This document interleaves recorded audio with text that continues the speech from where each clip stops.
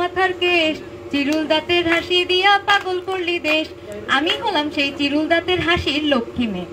সংসার সুখের হয় রমণীর গুণে, আর অশান্তিতে সংসার ভরে নারীর বদগুণে। আমি হলাম সংসারে গুণবতী সেই নারী। আর এখানে যারা বসে আছে অন্তত তাদের সাথে আমার তুলনা হয় না। জুতো সেলাই থেকে চণ্ডীপাঠ সবখানেতেই আমার জুড়ি মেলা ভার। আমি সেই মেয়ে যে আপনার সংসারকে সুপার গ্লুর মতো করে জুড়ে রাখবো। বিয়ের পরে প্রত্যেকটি পুরুষই চাই যে তার বউয়ের হাত থেকে সকালবেলা ঘুম থেকে উঠে এক কাপ চা খাবে। যে স্বপ্নটি পূরণ করব আমি। আমার শ্বশুর শাশুড়ির সমস্ত সেবা করব আমি। আমার মতো একজন বউ থাকলে 1000 টাকা দিয়ে কাজের লোক রাখার কোনো প্রয়োজনই পড়বে না। আমি সেই মেয়ে যে আপনার সংসারকে একদম সুখে এবং শান্তিতে ভরিয়ে রাখবো। এই যে এখানে যারা বসে আছে, আপনি কি মনে করেন এরা আপনার সংসারে মন দেবে?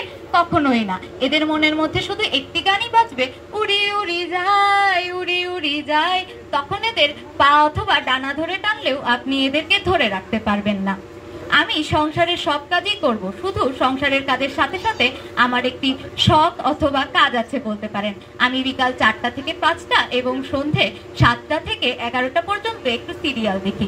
বেশি না, 5 ঘন্টা, নিতান্তই অল্প সময়। আমার মতো একজন সংসারী গুণবতী মেয়ে আপনারা সবাই খোঁজেন। বর্তমান বাংলাদেশের বিয়ের বাজারে পাত্রপক্ষ যখন পাত্রীকে দেখতে যায় তখন তারা প্রথমেই জিজ্ঞেস করে হেসেলের ব্যাপারে। আর এই সকল প্রশ্নের উত্তর একমাত্র এখানে আমিই দিতে পারবো।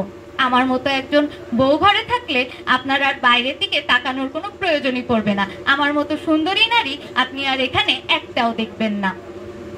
আমি সেই মেয়ে যাকে আপনি ধরে রাখতে কোনো কষ্ট করতে হবে না। লুঙ্গি পরা খুব সহজ, কিন্তু সকালবেলা উঠে লুঙ্গি খুঁজে পাওয়া কঠিন। তেমনি এদেরকে ধরে রাখা এতটাই কঠিন।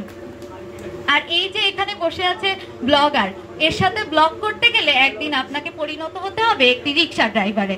তখন আপনি বুঝবেন, যেমন এই ব্লগার একটু আগেই বলে গিয়েছে যে তার রিক্সাওয়ালারা তার ফ্যান হয়ে যায়। আপনি বুঝতে পারছেন তাহলে ব্লগারকে আসলে কোন রুচির মানুষ পছন্দ করে। আর এই যে এখানে কর্মজীবী শিক্ষিত নারী বসে আছে, আপনি কি মনে করেন এরা আপনাকে রান্না করে খাওয়াবে? কখনোই না। 4 বেলা যখন ফুড পান্ডা থেকে খাবার অর্ডার করবে, ঠিক সেই মুহূর্তে বুঝতে পারবেন একজন সংসারী নারী ঠিক কতটা প্রয়োজন।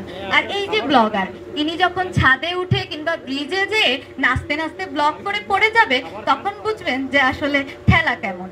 তখন এই অল্প বয়সে বউ হারাতে না চাইলে আমাকেই দরকার হবে। এজন্য একজন গুণবতী সংসারী নারী হিসেবে আমি বলছি, একজন পাত্রী হিসেবে আমি সেরা। ধন্যবাদ। অনেক ধন্যবাদ। সবাই একটু ঝিমিয়ে পড়ছে বোধ হয়। তো আমরা এবার